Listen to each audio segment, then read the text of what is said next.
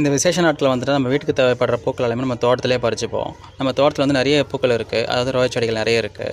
இதில் வந்து குறிப்பாக சொல்லணும்னா வந்து இந்த பன்னீர் ரோஸ் ப்ளஸ் வந்து 365 டேஸும் பூக்கிற ஒரு ரோஜா செடி இருக்குது. இது வந்து ஏன் நம்ம அப்படி சொல்கிறோன்னா வந்து இந்த பூ வந்து தினமும் அட்லீஸ்ட் ஒரு பூவாவது பூத்துரும், இல்லைனா நிறைய பஞ்சாக பூக்கும். இப்போ மழை பருவம் துவங்கியிருக்கு, நிறைய அரும்பு எடுத்து நிறைய பூக்கள் பூக்க ஆரம்பிச்சிருக்கு. இது பொதுவாக நான் தினமும் பறிக்கிறதில்ல, எப்போயாவது நமக்கு தேவைப்படும் போது பறிப்பேன். இந்த பன்னீர் ரோஸ் மட்டும் நான் வந்து குல்கந்து ரெடி பண்ண நான் பறிச்சிக்கிறது. அந்த ஆல்ரெடி நம்ம சேனலில் வந்து நான் குல்கந்து சாப்பிட்ற ஒரு வீடியோ போட்டிருந்தேன், அதனுடைய மேக்கிங் வீடியோ போடுறேன்னு சொல்லியிருந்தேன்.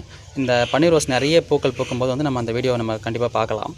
அதுக்கு நம்ம சேனலை மறக்காமல் சப்ஸ்கிரைப் பண்ணிக்கோங்க. இப்போ நம்ம தோட்டத்தில் இருக்க பூக்கள் எல்லாத்தையும் நான் பறிச்சிட்ருக்கேன் வீட்டு தேவைக்காக.